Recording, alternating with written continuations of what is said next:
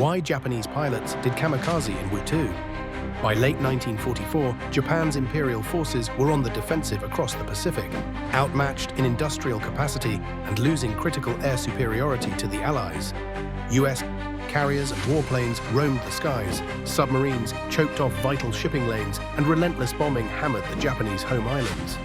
Facing a dire resource shortage and mounting defeats, Japanese strategists turned to a desperate strategy: the Tokutai, or Special Attack Forces, more commonly known as kamikaze missions.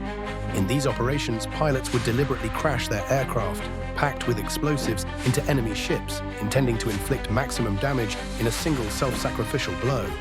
While shocking to Allied sailors, kamikaze missions had roots in Japan's wartime culture and belief systems that elevated dying for the emperor as the highest form of honor.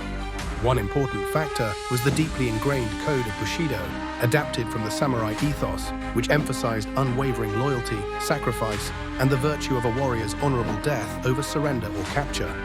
As Japan's military leadership recognized the overwhelming might of Allied production, they hoped this spiritual fervor, believing that a single pilot could strike more effectively by giving his life, would offset the enemy's numerical and technological advantages.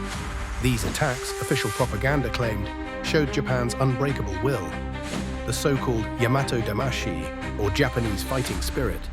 Rather than gradually succumb to defeat, the Tokutai approach aimed for decisive, morale-breaking assaults on Allied fleets, forcing a negotiated peace, or at least buying time for fortifications at home. Young cadets trained in this environment of heightened devotion. Many had been raised from childhood on patriotic tales, venerating the emperor as a near-divine figure. By the time they reached flight schools, daily indoctrination painted suicide missions as not just acceptable but laudable, an ultimate display of loyalty. Some pilots volunteered, spurred by national pride, camaraderie, and the intense social pressure against refusing such duty.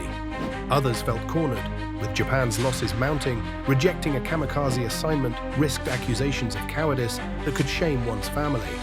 While a handful of accounts suggest reluctant acceptance of this fate, most official records and post-war interviews reveal a mixture of zeal, resignation, and fear. Tactically, kamikaze strikes initially posed a genuine threat to Allied ships. A single diving plane could blow a large hole in a destroyer or knock out vital flight decks on carriers. But over time, the Allies adapted. Radar picket lines alerted defensive gun crews earlier, and improved fighter patrols intercepted many kamikazes before impact. Crucially, each kamikaze mission cost Japan an irreplaceable pilot and aircraft. As US shipyards churned out more vessels and planes, the Tokutai strategy became unsustainable. Despite isolated successes, kamikazes could not stem the tide of Allied superiority in the final year of the war. Yet the legacy of kamikaze missions endured well beyond 1945. Survivors who trained but never flew a final sortie often spoke of conflicting emotions, patriotic fervor against an instinctive will to live. Many families revered these pilots as fallen heroes, while others questioned the militarist leadership that manipulated youthful devotion into suicide attacks.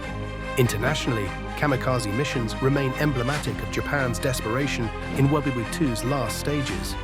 They underscore how a rigid code of honor, coupled with near-hopeless circumstances, can propel a nation to unleash tactics that shock the world and leave behind a sobering reminder of the extremes war can foster. Subscribe to Legends of the Battlefield for more revealing perspectives on history's pivotal conflicts and the mindsets that shape them.